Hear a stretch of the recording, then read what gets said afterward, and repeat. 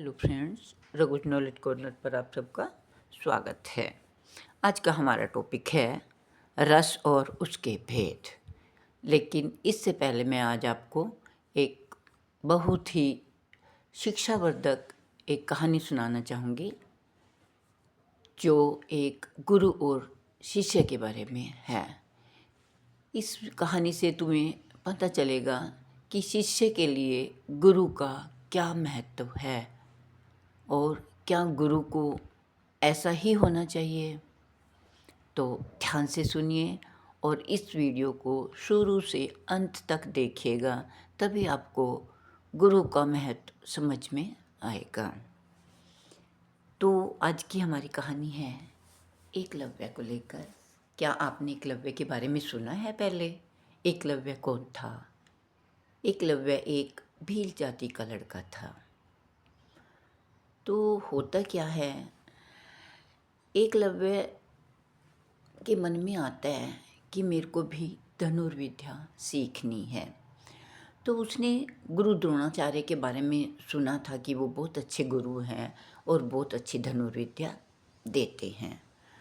तो वो भी उनका नाम सुन के उनके पास जाता है। किसके पास? गुरु द्रोणाचार्य के।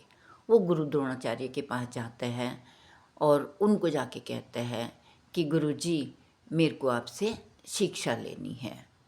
लेकिन जो गुरु द्रोणाचार्य थे वो कौरवों और पांडवों को शिक्षा देते थे, इसलिए क्योंकि वो राजा के बच्चे थे, इसलिए वो किसी और को नहीं पढ़ा सकते थे।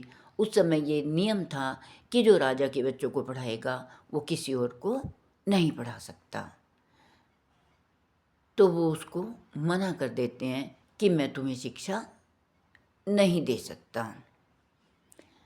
लेकिन एकलव्य जो है मन ही मन में उनको अपना गुरु मान लेता है और वहाँ से चला जाता है। जब वो जाता है तो जाके एक जंगल में चला जाता है और वहाँ पे गुरु द्रोणाचार्य जी की प्रतिमा बनाता है और उस प्रतिमा को अपना गुरु समझकर, उसको अपना गुरु मानकर अपना अभ्यास स्टार्ट कर देता है, अपना अभ्यास शुरू कर देता है। धनुर्विद्या का, धनुष चलाने का प्रैक्टिस जो है स्टार्ट कर देता है। वो वहाँ पे बहुत अभ्यास करता है और वो अपनी धनुर्विद्या में निपुण हो जाता है। तो एक दिन क्या होता है, गुरु द्रोणाचार्य जो है अपने कौरवों और पांडवों को अपने शिष्यों के साथ जो है जंगल में जा रहे थे उनका अभ्यास कराने के लिए कि उन्होंने कैसी धनुष विद्या सीखी है, मेरे से उनको आ गई है या नहीं। तो वो जंगल में जा रहे थे, इतने में एक कुत्ता आता है और ज़ोर ज़ोर से भौंकने लग जाता है। तो जो एकलव्य था वो दूर से देख रहा था कि मेरे गुरुजी आ रहे हैं और उसको ये कुत्ता भौंक रहा है। तो वो दूर से ही जो है उस कुत्ते के मुंह में एक तीर चलाता है, लेकिन कुत्ता जो है फिर भी भौंकने से नहीं रुकता।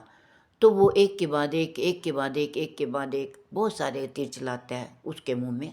उसका मुंह पूरा तीरों से भर देता है, लेकिन वो तीर वो इस ढंग से चलाता है कि उसको ज़्यादा जख्म भी ना हो, ज़्यादा घाव भी ना हो, उसको ज़्यादा दर्द भी ना हो।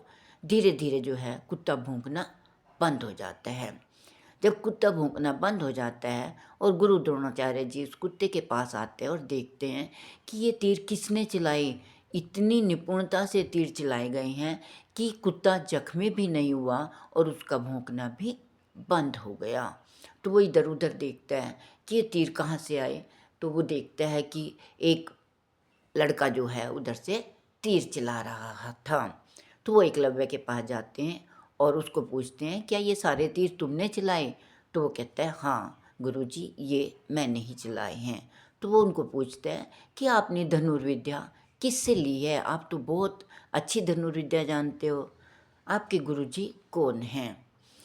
तो एकलव्य जवाब देता है, गुरुजी आप ही मेरे गुरुजी हैं, और ये कहकर उसके चरणों में पड़ जाता है। तो द्रोणाचार्य सोचते हैं कि ये इतना निपुण है, तो मेरा जो अर्जुन है जिसको मैं सर्वश्रेष्ठ धनुर्धारी घोषित करना चाहता हूँ वो तो पीछे रह जाएगा। तो मैं क्या करूँ जिससे इसको पीछे छोड़ दूँ? तो वो उसको कहता है कि अगर मैं आपका गुरु हूँ तो आपको गुरु दक्षिणा भी तो देनी होगी। तो कहता है, गुरुजी आप जो मांगोगे मैं वही गुरु दक्षिणा दे दूँगा। तो द्रोणाचार्य जी उसको कहते हैं कि मुझे गुरु दक्षिणा में आप दाएं हाथ का अंगूठा दे दीजिए। तो एकलव्य जो है 1 मिनट की भी देरी नहीं करता और अपना अंगूठा काट के उनके चरणों में रख देता है।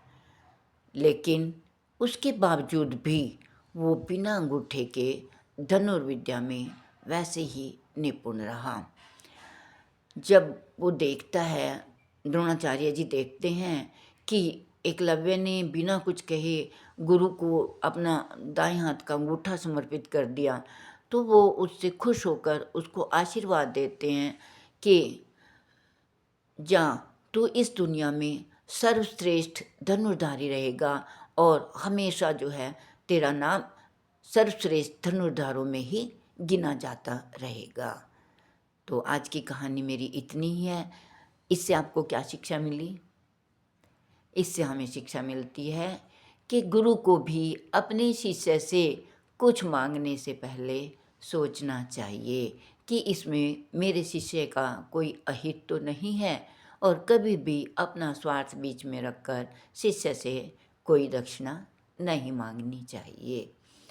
तो अब हम अपने टॉपिक के बारे में बात करेंगे। छोटा सा टॉपिक है हमारा, रस और उसके भेद।